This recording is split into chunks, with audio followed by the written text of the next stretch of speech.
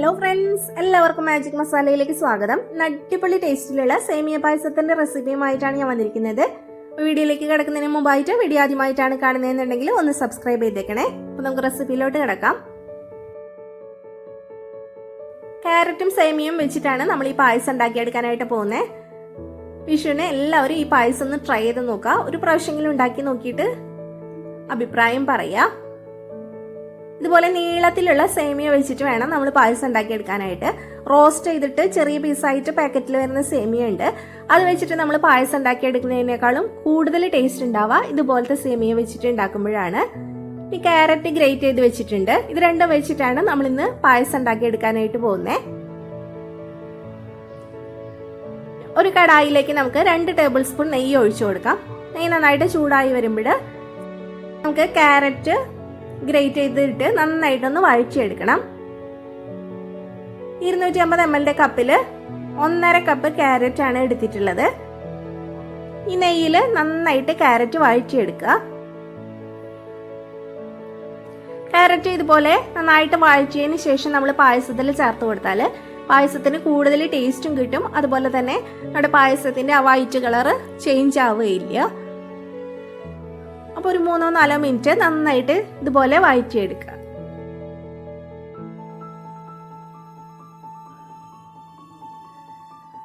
അടപ്രഥമന്റെയും പരിപ്പ് പ്രഥമന്റെയും അതുപോലെ തന്നെ പാലടയുടെയും എല്ലാത്തിൻ്റെയും വീഡിയോസ് ഞാൻ അപ്ലോഡ് ചെയ്തിട്ടുണ്ട്. സദ്യയിലെ സാമ്പാറിന്റെയും രസത്തിന്റെയും ഒക്കെ വീഡിയോസ് അപ്ലോഡ് ചെയ്തിട്ടുണ്ട്. അപ്പം അതൊക്കെ കണ്ടിട്ടില്ലെങ്കിൽ കണ്ടു നോക്കൂ. ക്യാരറ്റ് റെഡി ആയിട്ടുണ്ട്. ഒരു ബൗളിലേക്ക് മാറ്റി കൊടുക്കാം. ഒരു 1.5 ടേബിൾ സ്പൂൺ നെയ്യ് ഒഴിച്ചു കൊടുത്തിട്ടുണ്ട്. നമുക്കിതിലേക്ക് സേമിയ ഇട്ട് നന്നായിട്ട് റോസ്റ്റ് ചെയ്തെടുക്കാം. ഒരു മീഡിയം ഫ്ലെയിമിൽ വെച്ചിട്ട് സേമിയ ഇട്ട് കഴിഞ്ഞാൽ നന്നായിട്ട് ഇളക്കി കൊടുത്തുകൊണ്ടേ ഇരിക്കണം, അല്ലെങ്കിൽ ഇത് പെട്ടെന്ന് കരിഞ്ഞു പോവും. ഒരു ലൈറ്റ് ഗോൾഡൻ കളർ ആവുന്ന വരെ നമ്മൾ റോസ്റ്റ് ചെയ്താൽ മതി. അധികം കളർ ചേഞ്ച് ആയി പോകേണ്ട ആവശ്യമില്ല.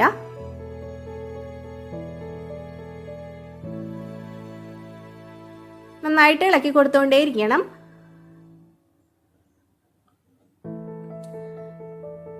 ഇപ്പം ഇത് കളറൊക്കെ ചേഞ്ച് ആയി വന്നിട്ടുണ്ട്. ഒരു ലൈറ്റ് ഗോൾഡൻ കളർ ആയിട്ടുണ്ട്. ഇത്രയും മതിയാവും. നമുക്കിനി ഫ്ലെയിം ഓഫ് ചെയ്തതിന് ശേഷം കുറച്ച് സമയം കൂടി ഒന്ന് ഇളക്കി കൊടുക്കാം. ഇപ്പം ഇതിവിടെ റെഡി ആയിട്ടുണ്ട്. നമുക്കിതൊരു ബൗളിലേക്ക് മാറ്റി കൊടുക്കാം. ഞാൻ ഈ പാത്രത്തിൽ തന്നെയാണ് പായസം ഉണ്ടാക്കിയെടുക്കാനായിട്ട് പോകുന്നത്. അപ്പം ഇതൊരു ബൗളിലേക്ക് ഇട്ട് കൊടുക്കുന്നുണ്ട്.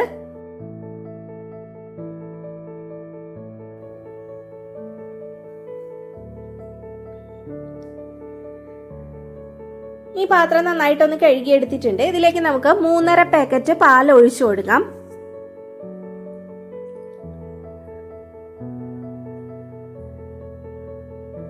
ഈ പാല് നന്നായിട്ട് ചൂടായി വരട്ടെ. ആ സമയം കൊണ്ട് നമുക്ക് ഇതിലേക്കുള്ള അണ്ടിപ്പരിപ്പും മുന്തിരിയൊക്കെ ഒന്ന് റോസ്റ്റ് ചെയ്ത് വെക്കാം. അതിനായിട്ട് ഒരു പാൻ വെച്ചിട്ടുണ്ട്. ചൂടാവുമ്പോൾ നെയ്യ് ഒഴിച്ചു കൊടുക്കാം. ഇതിലേക്ക് നമുക്ക് കാഷ്യൂ ഇട്ട് കൊടുക്കാം.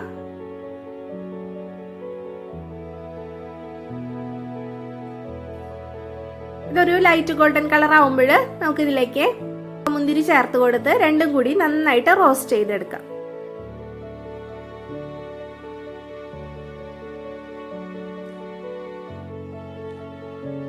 അണ്ടിപ്പരിപ്പും മുന്തിരിയും നന്നായിട്ട് വറുത്തെടുത്തിട്ടുണ്ട്. ഇത് നമുക്ക് മാറ്റി വെക്കാം. ഫ്ലെയിം ഓഫ് ചെയ്ത് കൊടുക്കാം.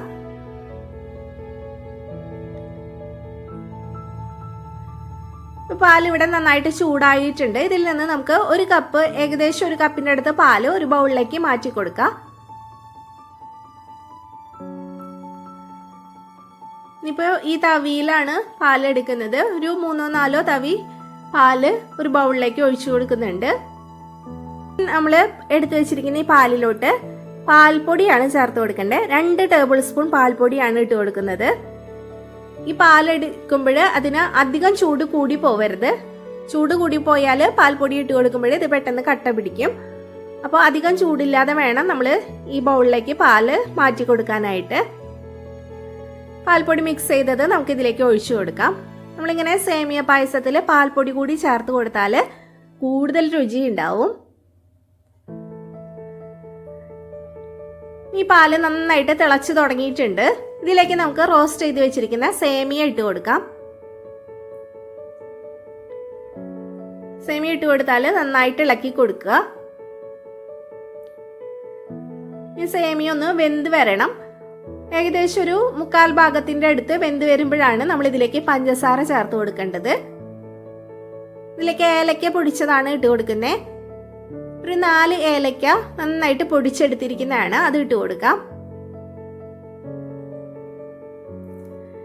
ഇനി ഒരു 4 മിനിറ്റ് ഒക്കെ ആകുമ്പോഴത്തേനും സേമിയ ഏകദേശം കുക്കായിട്ട് വരും.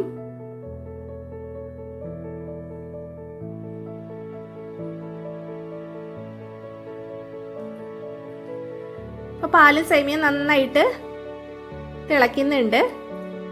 ഒരെണ്ണം എടുത്തൊന്ന് കഴിച്ചു നോക്കുക കുക്കായിട്ടുണ്ടോന്ന്. ഇപ്പം ഏകദേശം ഒരു 4 മിനിറ്റ് കഴിഞ്ഞിട്ടുണ്ട്, അത്യാവശ്യം കുക്കായിട്ടുണ്ട്. ഇതിലേക്ക് നമുക്ക് പഞ്ചസാര ഇട്ട് കൊടുക്കാം.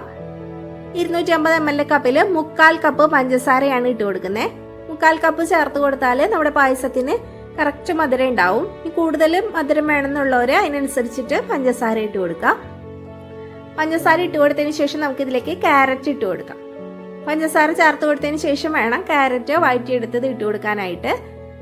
ഇത് രണ്ടും കൂടിയിട്ട് നന്നായിട്ടൊന്ന് തിളച്ച് വരണം. ഇനി ഏകദേശം ഒരു 4 മിനിറ്റ് കൂടി നന്നായിട്ട് തിളച്ച് വരുന്നവരെ ഒന്ന് വെയിറ്റ് ചെയ്യുക. ഈ ക്യാരറ്റിലും സേമിയയിലൊക്കെ ആ മധുരമൊക്കെ നന്നായിട്ടൊന്ന് പിടിച്ച് കിട്ടണം. അതുപോലെ തന്നെ ഇതൊന്ന് ചെറുതായിട്ട് കുറുകി വരും വേണം. ഒരു 4-5 മിനിറ്റിൻ്റെ അടുത്ത് എടുക്കുമ്പോഴേക്കും ഇത് അത്യാവശ്യം ഒന്ന് ചെറുതായിട്ട് കുറുകി വരും.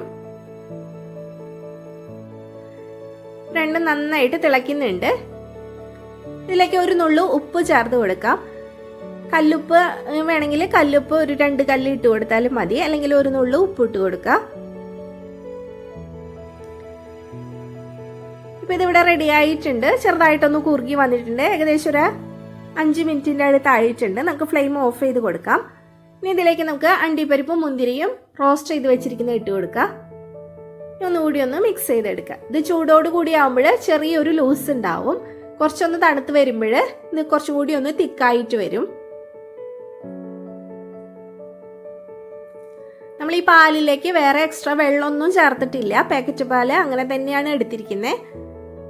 പാലൊക്കെ വാങ്ങുമ്പോൾ ഡേറ്റ് ഒക്കെ നോക്കിയിട്ട് വാങ്ങാം, അല്ലെങ്കിൽ നമ്മുടെ പായസത്തിന് ടേസ്റ്റ് വ്യത്യാസം വരും. ഇതൊരു ബൗളിലേക്ക് മാറ്റി കൊടുക്കുന്നുണ്ട്.